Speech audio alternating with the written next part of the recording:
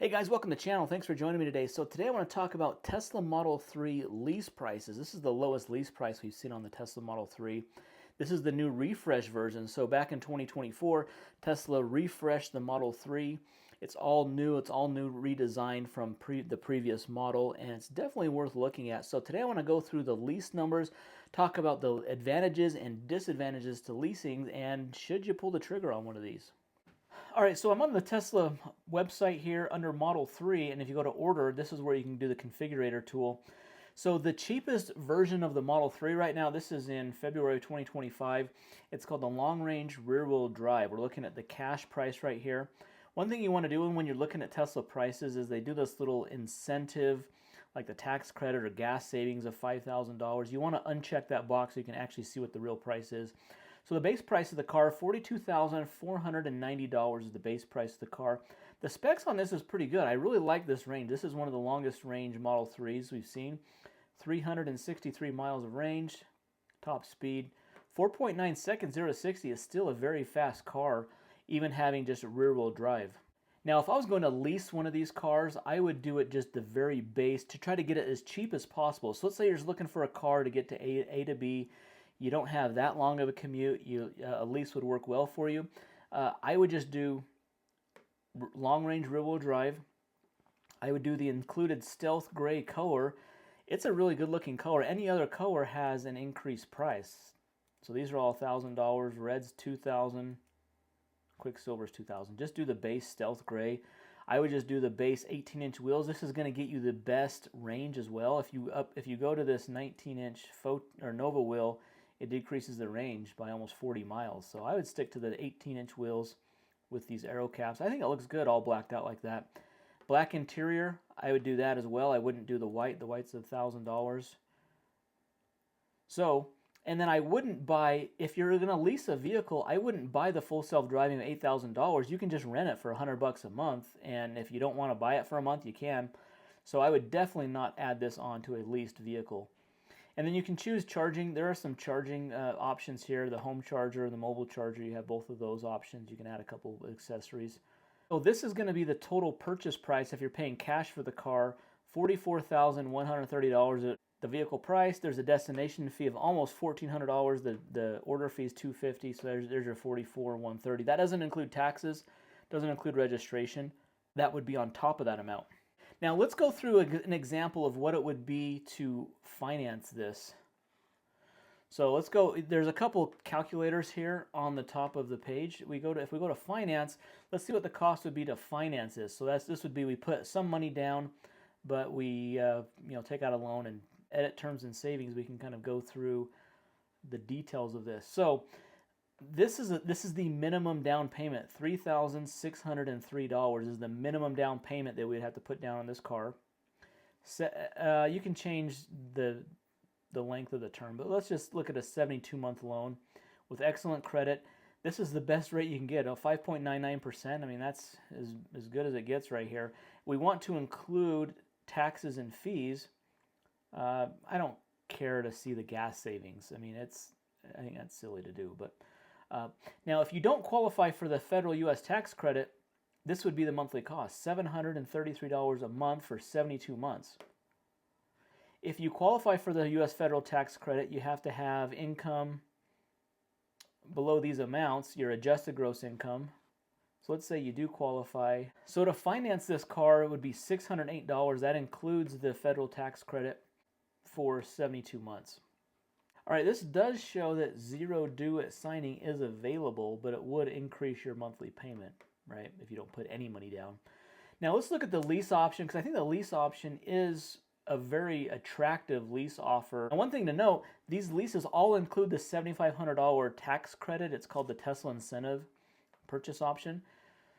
So $7,500 is kind of amortized over the course of the lease. So the lease, we're going to do $1,500, because if you can see down here, it says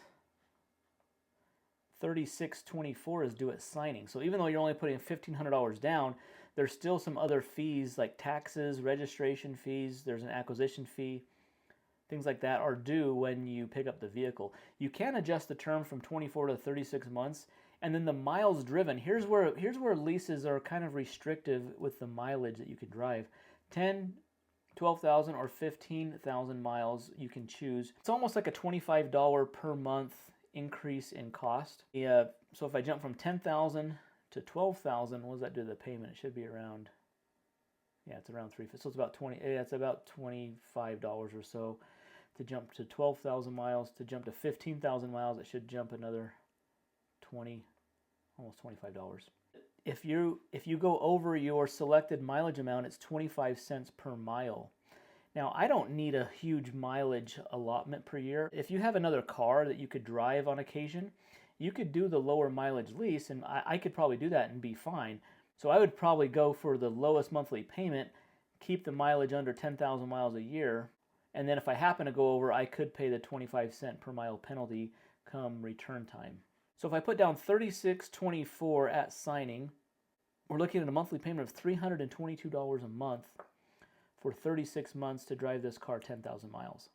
Guys, so monthly payment wise, we're almost half the price on the lease as we are a financing option.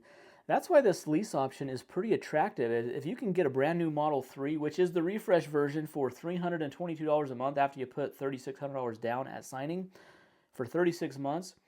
Now the only real variable there is if you can live with the 10,000 mile per year allotment. If you need more, you obviously can buy more. It'd be about $50 more to get up to 15,000 miles a year. But still, even at 15,000 miles, we're still at $372 a month for the lease on this car.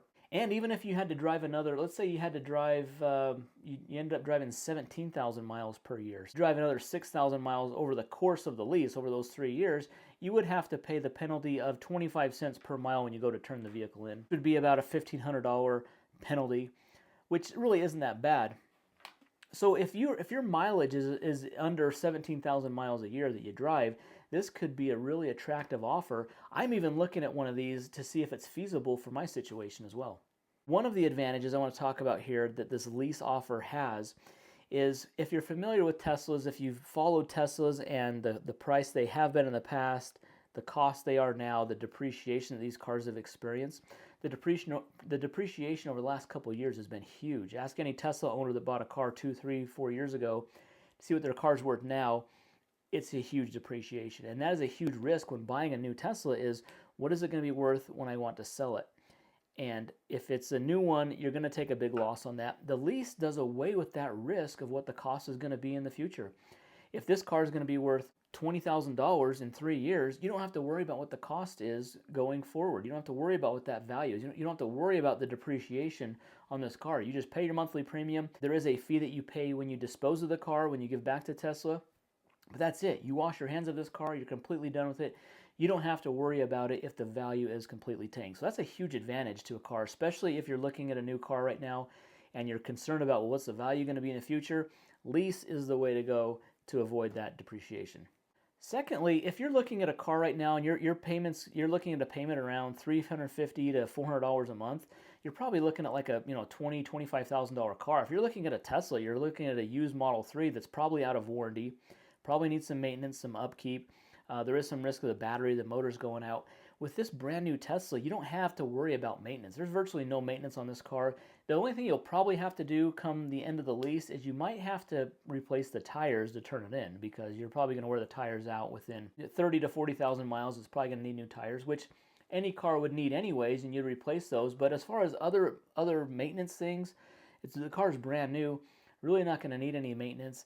Also, I think this is a way to try Tesla for the first time or without a lot of risk. I've talked to several people who are looking to get into a Tesla, and they're like, oh, I found this really good deal on a really old Tesla. There could be issues, problems, battery, trying to replace those really expensive components.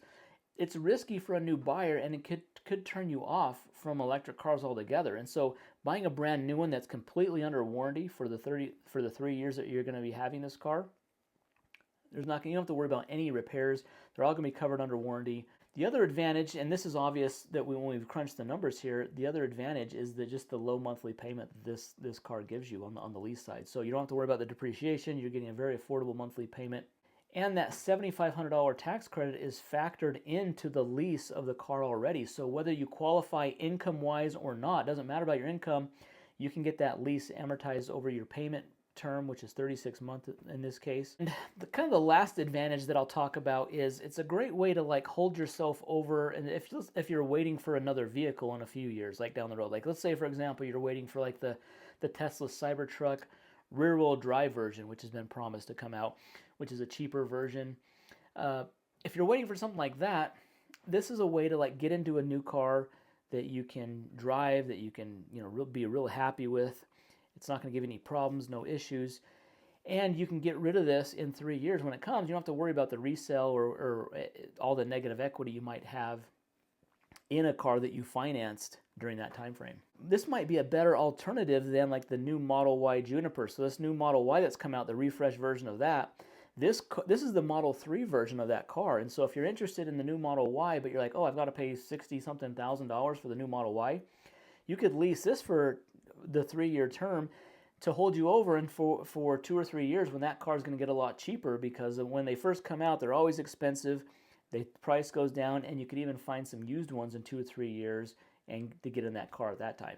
All right, let's talk about a few of the downsides, kind of the negative sides of the lease. And I've touched on these before, but one is obviously going to be the mileage restriction. If you can stick to the mileage restriction, I think it's a good option. But if you drive a ton, it's probably not going to be a good option because you're going to be paying too much in penalty. That 25 cents per mile after your allotted amount of miles is really going to eat up any kind of savings you're going to have. So you probably want to look at paying cash or financing if you're looking at a ton of miles. I'd say if you can stay within under 17,000 miles a year, probably going to be a good option to go the lease route.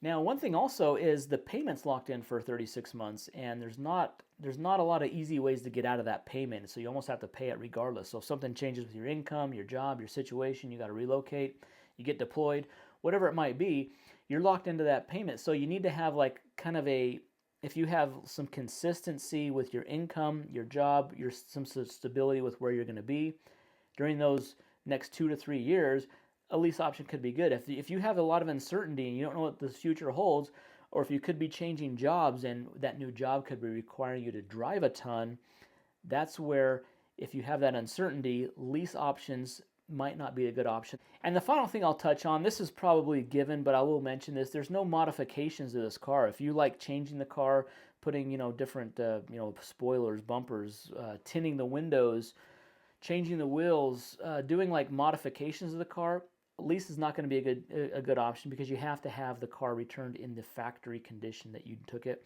I don't know how the window tint works. I have heard that you might have to remove the window tint. So even something as simple as window tinting may not even be allowed on a leased vehicle. So guys, those are kind of like the pluses and minuses of this lease deal. I think that's if you can get this lease payment, 10,000 miles, $322 a month. Now that doesn't include insurance, and neither did the finance option. So that's going to be kind of the same either way. But around just over $300 for a brand new Tesla Model 3 that's completely refreshed. It's an awesome car, has great range, great efficiency, a lot of great features. I think that's a pretty good deal. Another reason why I think the lease deal could be good in my situation is because I have other vehicles. This wouldn't be my only vehicle.